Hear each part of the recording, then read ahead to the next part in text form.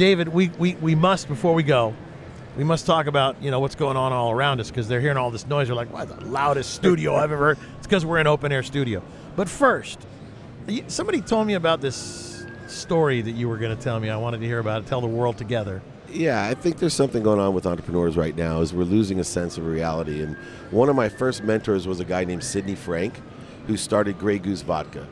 Sold it for $2.6 billion. Ooh. Did pretty well. But Sidney used to tell me, when the guy shining your shoes is giving you business advice, stock advice, car advice, real estate advice, it's time to sell. And I have elevator pitch. I see more deal flow than most people. I have 2 different funds. I fund deals myself. And there are deals coming across my table, and they walk in saying, "We've already raised $4 million. Right? We've already raised $4 million. And I can tell them right now why the business is going to fail. And I'm thinking, that's $4 million down the drain. Down the drain. And look, they're good ideas. But as you and I both know, there's a million great ideas out there. Yeah. Show me how you're going to monetize it. And 2, remember this. All first-time entrepreneurs fail 90% of the time. Second-time entrepreneurs, meaning their second ventures, succeed over 80% of the time. That's what I said. We need that cleansing. Yeah. Because our ego gets kind of washed out to sea a little bit, Yeah, and Which so we need. as an entrepreneur right now, I'm cashing up. I'm cashing up because I saw this before, and there's so many companies that get a great infusion of capital, and they get IP going, they get good ideas, and you can come through, just like real estate, and sweep it all at base bottom prices. The difference is you have no competition. You don't have to go to the bank steps to buy this stuff. You can do assets purchase, stock purchases. So if you're an entrepreneur out there, be realistic, work backwards. Profitability to purpose to passion. Don't go passion to purpose to profitability. There's a lot of money out there. There's a lot of dumb money out there. Don't take it unless you need it. Make sure you can tell or explain unequivocally, can you see any reason you wouldn't want to move forward? I don't care how much money you've raised right now. Don't BS yourself. Yeah. It's funny because it would be easy. I can always go, friends are like, "Hey, just, do a raise." I'm like, no. I am going to self-fund my world and my life and everything I've ever wanted to do, right? Yeah. And that's why I'm having this thing with my wife, because I've got money, I can do things, but should we?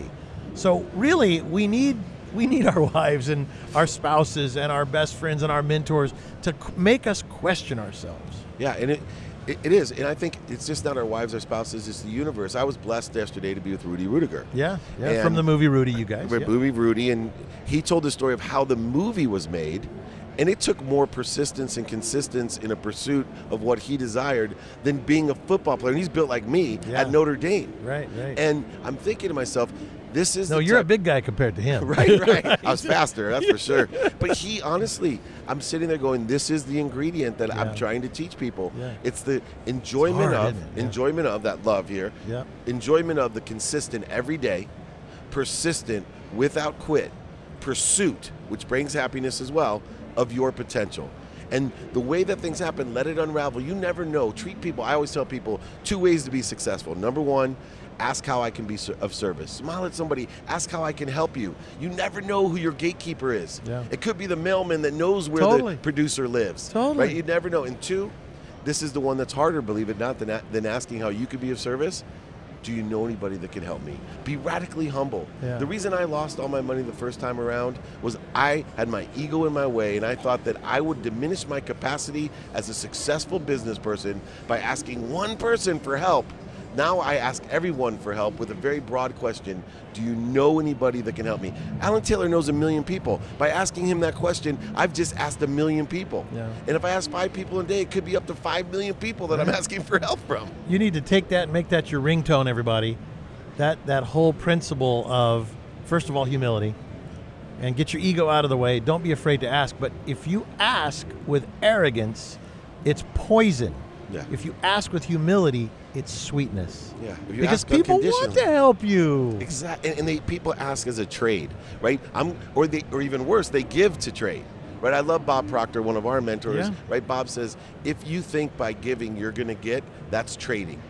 But if you give unconditionally, or you ask unconditionally, in that humility, Everything works because you're actually doing them a favor. When you provide someone an opportunity to give, you are changing them physically, metaphysically, and emotionally beyond belief. Serotonin is released in your mind every time you give, receive, or witness the action. That's the best thing you could do.